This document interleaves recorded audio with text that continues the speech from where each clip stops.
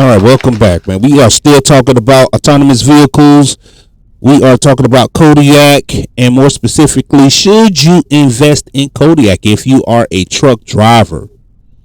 Okay, I know you've been up on your news about the future of trucking. You got everything going on. You have rookie drivers, you have non-domiciled drivers, and you are dealing with the idea that your job just might be taken over by a robot, right? That is the future of trucking. And I want to explore the idea that you just might have to invest in the demise of your career. Okay, so we're going to look at that. Should you invest in the demise of your career? All right, Kodiak, one of the autonomous companies, have debuted on the Nasdaq at 2.5 billion. It's still early in the game, and we're going to explore: should you invest in a company that is trying to take your job, or let me just say this, that will take your job? Let's say that. Let's check it out. Autonomous vehicle maker Kodiak AI making its public debut via SPAC today up at the NASDAQ. To discuss where the company is headed from here, let's welcome in our next guest. We've got Don Burnett, CEO of Kodiak AI, joining us. Don, thank you so much for joining us today. Listen, the appetite seems to be rich right now for companies coming to public markets. We've seen increasing activity this year, whether it's through traditional IPO, SPAC, D-SPAC, etc. So before we get into one, congratulations on this milestone moment today. But let's take it back a little bit and educate our viewers at home. We have a lot of retail investors on just what your company does. It's autonomous vehicle technology. Tell us a little bit how you would characterize it. Well, thank you very much. It's great to be here. Kodiak is an AI-powered autonomy company powering the future of transportation, starting specifically with long haul and big rig semi trucks. We're addressing a massive market opportunity that's been challenged for decades with lack of driver supply, increasing costs, increasing safety incidents. And so, we feel that what's interesting about when they say the increase in driver pay or cost, actually wages have been on a decline since like the 70s. They said that we make like half the pay of what we should be making because of inflation, but in reverse. So truck drivers have actually been losing money. Like if we were to be properly compensated, we should be making something like $130K per year on average. So the cost, that ain't on us, buddy. That ain't us. You're gonna have to take a look at those CEOs and those upper level management.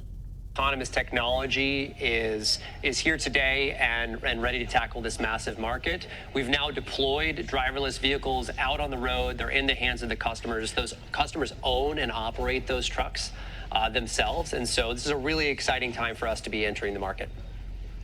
It feels like a very futuristic time, but it seems like the future is now when we think about this. Because listen, I had a dream that I was in a vehicle, there was no one in the driver's seat, and it was fine. You better sell it. But when I wake up to reality, that scares me. So the idea here with your business is we're going to see those big rigs on the road without anyone in the driver's seat. Yeah, am I understanding that right? That's right. But the thing you should realize is that these trucks never get drowsy. They never get drunk. They're always paying attention. I can't believe that he said it again. Well, he said it again. I was looking for another video for him to say that, drivers never get, the trucks never get a drunk. He said it again. This guy. Truck drivers, do you get drunk? Do y'all get drunk, and do you drive drunk? More specifically, are you just a bunch of alcoholics out here? A bunch of drunks going to the bar? shooting it back. You done went to the bar. You done down a pint, then get behind the wheel. Is that what y'all doing out here? You know, this guy seemed to think so. Sheesh. Damn, Mr. Burnett. You know, I wonder what they be talking about, you know, when they're in their meetings, you know, because, you know, all of these people, CEOs and upper management, you know, they all kind of hobnob together, you know, they rub elbows. You know, the truck drivers ain't nothing but a bunch of fat drunks, you know. I wonder if that was some of the conversations because, damn, he just came out with it, man. Sheesh. And what was her question to even trigger that? The thing you should realize is that these trucks never get drowsy. They never get drunk. Oh, the idea here with your business is we're going to see those big rigs on the road without anyone in the driver's seat. Yeah? Am I understanding that right? Damn. She was talking about having a dream and then, you know, good God. Entering the market. It feels like a very futuristic time, but it seems like the future is now when we think about this. Because, listen, I had a dream that I was in a vehicle, there was no one in the driver's seat, and it was fine. But when I wake up to reality, that scares me. So the idea here with your business is we're going to see those big rigs on the road without anyone in the driver's seat. Yeah? Am I understanding that right? All right. So, man, she didn't say anything about truck driver behavior, right? It's like he got some stuff on his chest to get off, man. Damn, Mr. Barnett. That's right. But the thing you should realize is that these trucks never get drowsy. They never get drunk. So he said this once before. We gonna walk Mr. Burnett down. We're gonna walk him down. Jesus. Let's go ahead and run that back one more time, man. So his technology, they don't get sleepy and they don't get drunk. Now me, I've been picking on you drivers too. I would say that you don't get that you get tired and you need a break and you might need to take your diabetic medicine. You know? Because you're out here eating junk food. Jesus. You know, because it's just an unhealthy lifestyle out here, man. He's like, you know what? Y'all out here drinking Buzzball. Y'all out here keeping Budweiser afloat. You know, y'all out here drinking Budweiser. And get behind the wheel. Sheesh. Meanwhile, the real culprits, what he could have said, to keep it accurate, is that, you know, you don't have to train rookie drivers because, you know, rookie drivers are the number one cause of accidents in the trucking industry. Drivers who have 1 to 2 years of experience cause the most accidents. That's the truth. Not drunk drivers. Surprise! Damn, Mr. Burnett, you just throwing the propaganda out there. Sheesh. Let's run this thing back one more time, man. But when I wake up to reality, that scares me. So the idea here with your business is we're going to see those big rigs on the road without anyone in the driver's seat. Yeah? Am I understanding that right? That's right. But the thing you should... Nobody going to be in the seat. You know, you can one day, you know, you're driving in your car, you look up and hey, there's nobody up there in that truck. Wow. That's amazing. Yeah, you know, that is amazing, Carrie. You know, we've been working on this idea for a while and, you know, we just wanted to go ahead and create a nice, safe truck that is productive. But no, it ain't that. Damn. And this way you can make money, you know. We can have a better driver. This will be an extension of the human driver. But no. Mr. Burnett, this is what he says. Should realize is that these trucks never get drowsy. They never get drunk. They're always paying attention. Damn. They never miss a beat. Damn. They mind their own business. Damn. Hey, now some of that I do say. I do say that, you know, y'all be wanting to be the knights on the highway. You get distracted. You might want to pull over and help the damsel in distress out there. Y'all see the lady out there? She got a flat tire. You notice her? You pull on over. Now you late for your appointment because you wanted to help the damsel in distress. Oh, but not Mr. Robot Truck. Mr. Robot Truck is going to keep on going. Got deadline to meet. Forget that lady on the side of the road and forget her flat tire. We don't care about that. They don't care about that. And they don't get drunk and distracted and sleepy. Let's go. Having the speed limit in the right-hand lane, they don't cut you off, and so they really. They don't cut you off, and they're gonna stay in the right-hand lane. Good God, those are the complaints. This is what these people really do think about you. Okay, this is what they think about you. Now, we're looking at their ticker because I ain't gonna hold this video too long. This is their ticker. It's at right now $8 a share. Still very, very, very affordable at the moment. Let's go. They are the ideal truck to see on the road, and we think as more people experience the technology, driving past it, more people will come around to the idea that these are actually a lot safer on the roadways than the current situation. Okay, they don't cut you off. I like that one. But okay. Oh no, then she jumped in on the idea, I guess, that she has some trucks that had to cut her off. But you know what?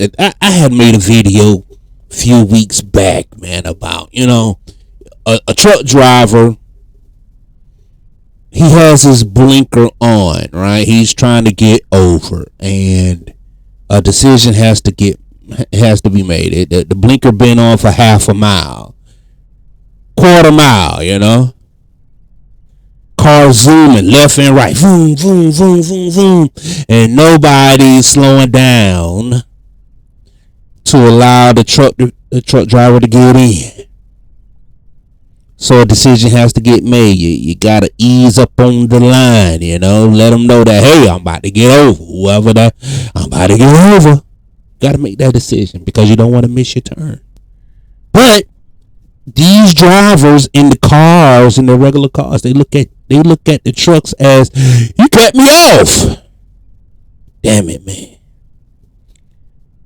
Y'all just some bunch of inconsiderate drunks that don't pay attention out there. That's what these people think about you.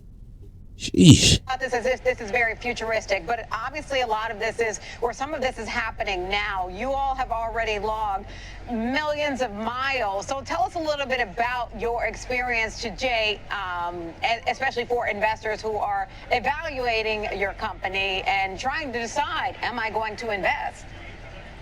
Well, we've been around for 7.5 years developing our AI solution to this issue. And myself, I've been working on autonomy for well over 16 years. And so this has been a long time coming to reach the inflection point that we have here in 2025, where we finally have driverless vehicles out on the road. This has been a coming soon story for so long. And I know investors have kind of been beaten down with that message that autonomy is just around the corner. Well, I'm here to say we actually have driverless vehicles deployed today. They're in the hands of the customers. We're generating driverless revenue. We're scaling our manufacturing and operations, and we're going to be scaling into the future. So I think now is an excellent time to get in. It's very clear that autonomy is the future of transportation, whether that's for passenger ground vehicles, whether that's for big rig trucks. We are working on the future of transportation, and now is an amazing time.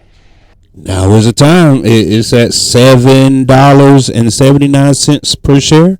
Just under $8, or right at $8. I mean, what y'all think? Is it worth investing in? Do you trust Mr. Burnett and the way that he's talking about truck drivers? Right? Because I'm quite sure that he's not the only one. Right? We can't be ignorant to the fact or naive to believe that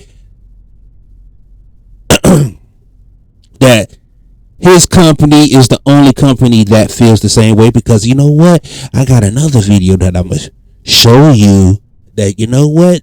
The other company, they feel the same way. Don, let me ask you a little bit more about safety.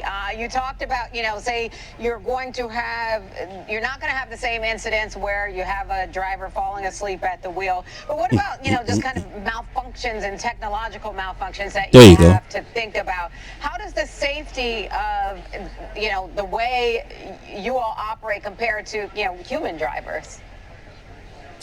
Well, I thought she was going to say something about getting hacked, but maybe later on. Let's go. Is the guiding principle for everything we do and everything we've developed at Kodiak. And so at every level of the system, we have lots of redundancy and backup systems that will kick in if you have any kind of malfunction, whether that is from your sensors. So we have lots of cameras and LiDAR and radar in the vehicle that can double check themselves. We have multiple computers. So if one has an issue, the other one can step in. And then we have redundant actuation, meaning the steering, braking, and throttle and power systems in the vehicle are all fully redundant. So if any one of the systems were to fail, we have backups that can step in and safely pull the truck over to the side of the road. And we also have 24/7 monitoring of these vehicles. So we can remotely monitor the health and diagnose any issues that happen and then step in to help guide the vehicle if it encounters any problems on the road. You know, that's right. They saying that, we don't need anybody, no ideas in the truck. We're going to be watching those things 24/7. We have somebody in the cubicle in their pajamas watching everything. They're going to be sitting by a computer. Okay, and let me ask you this, and if I understand this right, you all use a driver as a service model, so I feel like we're about to use a new acronym, DaaS, kind of like DaaS. software as a service, right? So when you think about that model, how does that, why was that approach versus just, say, selling trucks? Well, we think that this model makes the most sense because it allows us to get recurring revenue. We know investors love the SaaS model. We wanted to emulate the SaaS model to the extent possible. So we don't own the assets. Our customers own the assets. That allows us to be asset light. And we have an annual or monthly subscription fee that we charge our customers for providing the driver as a service. So it's recurring revenue that's predictable and extends into the future as we continue to grow and scale up the fleet. All right. He brought up a question for me. He brought up an idea that, it's not the truck that they own. It's that technology. It's the cameras. It's the sensors that's going on in the truck, right? This is my thing. This is my thing as well. Why make it only available to large trucking companies? Why isn't this available for everybody? Why the big boys are the only ones that's able to play? Shit, how you know that I ain't got, 50,000, 100 grand, just laying around ready to invest in something? Okay? I'm quite sure there are some small fleet owners that got enough capital, maybe some credit, that, hey, they want to put some skin in the game too. Like, shit, you know what? Hell, you know what I'll do? I'll go ahead and I'll try out some of that automated technology. Put it on my 3-truck fleet, Let those guys run in the states that's permitted, right? Southwest, right? Texas, Oklahoma, Arizona, New Mexico, California now, right? Up there in Michigan as well, and not go any further than that.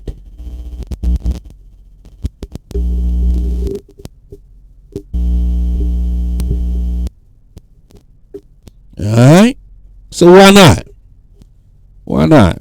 Well, why only have it available to the big boys? The small players would like to join the fun as well. Like I said, I was doing some research, man, and the technology, it starts at 50 grand and it goes up to like 200,000.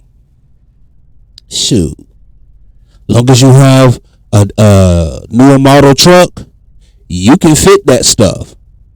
Make it available for everybody. Not just the JB Hunts, not just the Prime Incs, not just the Warners, not just the FedEx. But shit, and let me try my hand at that. Let me try my hand at that. Let me tell you that, you know what? I was in the damn bunker and that thing drove all night long. I handled the day shift. Old Kodiak, Mr. Dak, take care of the night shift, and we ran up a whole damn bag.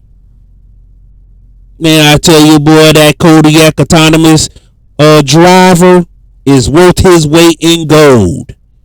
Shit, make it available for the small people, man. Shit, what we doing here? Okay, so let's talk a little bit about your customers. I'm seeing that you all had Atlas Energy place this order for 100 trucks. They already run your trucks 24/7 there. What have you learned from customers like Atlas and beyond in terms of how execution is occurring?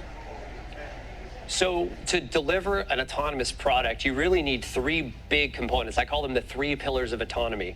The first one is the technology, and that's where everybody tends to focus. The second one is really on proving safety, and that's something that Kodiak has done.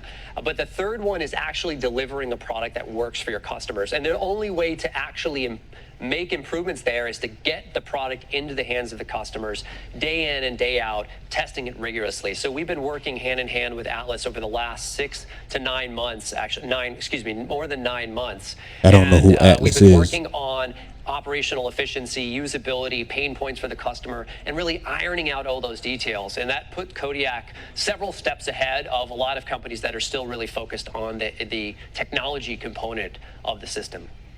Okay, and Don, let me ask you this. Obviously, you know, you could have done things differently and just stayed operating your company the way you were operating. You chose to do a de-SPAC. Now, with the funds that you'll receive from coming to public markets, how do you plan to deploy that capital, especially when you think about scaling the company even more? We think this is a great outcome. We're super excited to be partaking in the public markets. We think there's a strong interest for investing in autonomy broadly, and we think autonomy really is the future of transportation. So with the funds that we've raised, we plan to deploy those to scale our fleet, to continue scaling operations for our customers, to continue to push on R&D and expand into other verticals of the transportation space, such as long-haul trucking and the defense space and other areas where we see huge markets and desire and need for autonomous technology.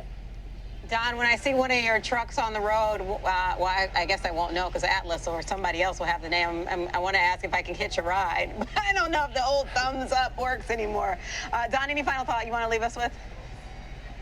Yeah, I mean, I think the message to take away is that this is no longer a coming soon story, like I said before. Driverless technology is here today. It's in use. Customers are buying it. Customers are excited. And I really believe that autonomy is the future of transportation. Now, I will say this. With the latest news with Volvo committing to a run from Dallas to Oklahoma City, they're definitely joining in the game.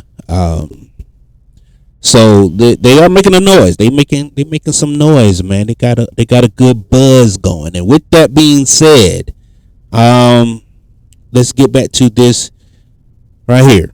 Okay, $7.79. They are still way under $10 a share, right?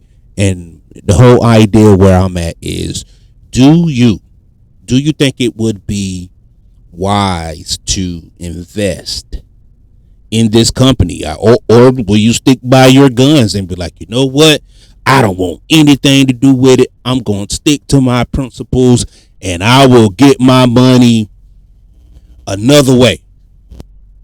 And that's fine. But if you're like, you know what, I might as well go ahead and make me some money on out the, while I'm on my way out the door. I might as well go ahead and set retirement up.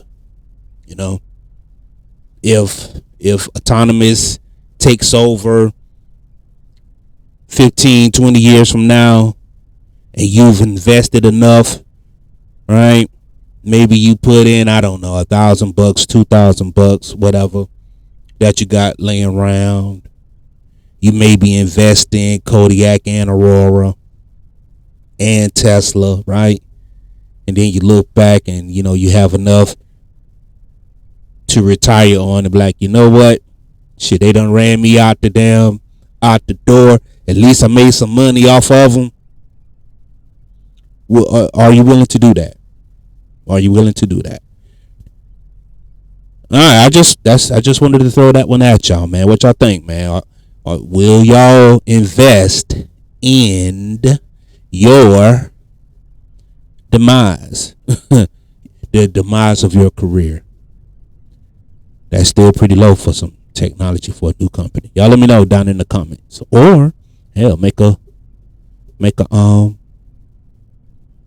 response to the video.